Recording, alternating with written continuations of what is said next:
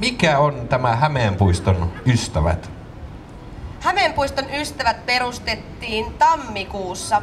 Se on yhteisö, johon kuuluu Tampereen kaupunki, Hämeenpuiston yrittäjiä ja asukkaita. Onko sulla tiedossa, että onko Tampereella olevassa semmoista yhteisöä tai yhdistystä, jonka nimi on Hämeenpuiston vihamiehet? Sellainen yhdistys, joka kerääntyy viikoittain ja vihaa Hämeenpuistoa ja kiroilee sille. Onko tällaista olemassa? Tällaisesta en ole kuullut, enkä usko, että kukaan haluaisi semmoiseen kuuluakaan, koska eihän tätä puistoa voi vihata.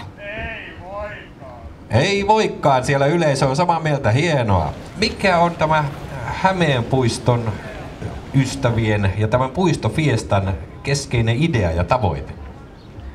No, tuoda tätä Hämeenpuistoa kansalaisten. Tämä on meillä vähän unohtunut puisto täällä länsipäässä. On kaunis puisto, mutta vasta tänä kesänä niin on herännyt vähän uuteen kukoistukseensa. Ja kyllä meillä oli idea se, että paitsi että me pidetään fiestaa, niin meillä on täällä paljon yrityksiä tuossa ympärillä. Ja jos ihmiset kerkeisi tänään vähän vaikka tutustuu johonkin ihan uusiin asioihin.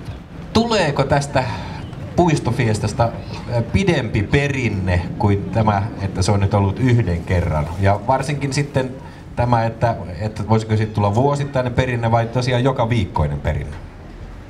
Joka viikko saattaa olla vähän liioittelua, että niin kuin sanottu, niin meillä on tämä Kahden Saaran ohjelmatoimisto tätä järjestämässä, niin ihan joka viikko ei saada varmaan tällaista tapahtumaa aikaan, mutta toivon, että saamme vähintäänkin joka kesä ja mielellään tietysti useamman kerran kesässä. Jos näin paljon porukkaa on liikkeellä ja näin upea määrä näitä erilaisia toimintapisteitä, niin mikä ettei.